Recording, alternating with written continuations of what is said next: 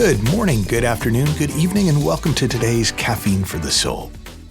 I was having a conversation with one of my daughters, and she was talking about being really overwhelmed with everything that's going on at school and in her life. And she said, it's just like I got 101 things to do, and I don't know how I'm going to fit it all in.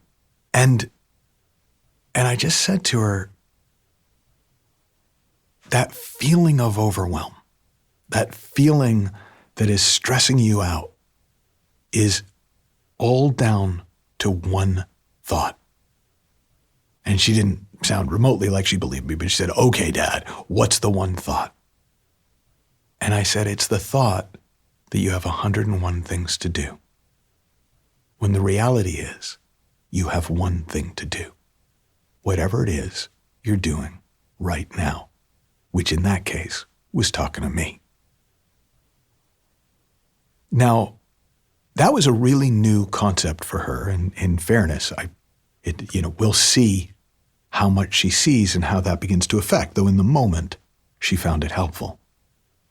But understanding that all overwhelm comes down to one thought, which is whatever your version of is, I've got 101 things to do. I've got so much to do. I don't know how I'm going to get everything done. That feeling of overwhelm is the feeling of that thought.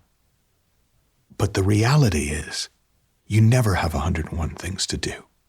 You have one thing to do, which at the moment is listening to me or whatever it is you're doing now while I'm on in the background. In the first edition of Supercoach, 10 Secrets to Transform Anyone's Life, I shared a time management system that I used to use with my clients at the time. It's not in the 10th anniversary edition, but the system was very simple. It involved having a pad with two pieces of paper, and on the first piece of paper, you wrote the words, "The only thing I have to do today is ... And then on the second, you flip over, and the second piece of paper was your to-do list, your 101 things to do. And the way it worked is you picked one thing off page 2, you picked one thing off your list, and you flip back to the front page and you filled it in. So it would say, the only thing I have to do today is ... spend an hour on this project. And you'd do that, you'd spend your hour, and when you were done, you'd cross it out, and you'd go back to page 2, and you'd pick something else off the list, and you'd go back to page 1, and you'd, underneath the crossed out thing, you'd go, okay, the only thing I have to do today is make this call to my friend. And it worked incredibly well for me and for the people that I worked with who took it on. But I didn't really understand at the time why it worked so well. And it worked so well because it eliminated that one thought that creates all overwhelm and time stress, that I've got so much to do and so little time to do it in. Now, I no longer use the system because I now get how it works.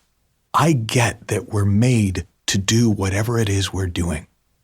We're made in such a way that we have all our resources available when we are present to whatever it is that we're doing.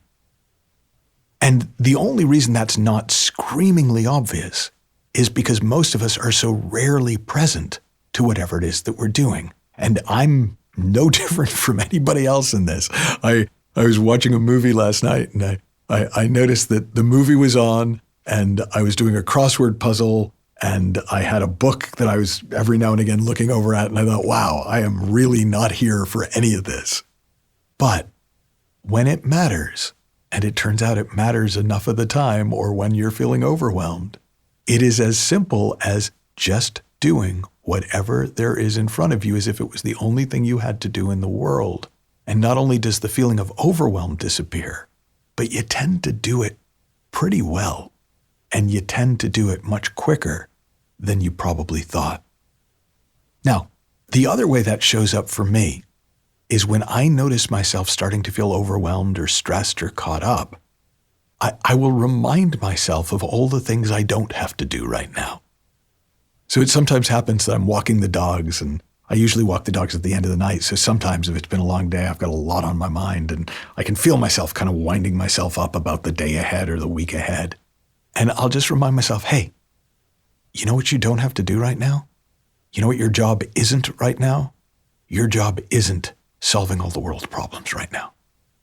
Your job isn't figuring out how you're going to make money in the third quarter of the year. Your job isn't figuring out the tax bill. Your job isn't the conversation you're going to have with your client tomorrow. You know what your job is? Walking your dogs and enjoying the walk.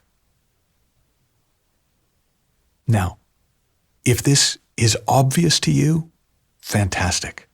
But if in any way this sounds too good to be true, too easy, yeah, no, you don't understand my life, there's more to it than that, my invitation to you is simply to play with it this week. Anytime you notice yourself feeling overwhelmed, feeling wound up, feeling time stress, just remind yourself of all the things that aren't your job. Let go of that one thought that's creating all those feelings and put your attention on whatever it is you're doing, whether it's listening to me, talking to another person, walking your dogs, doing your taxes, or whatever it is that you're actually doing right now.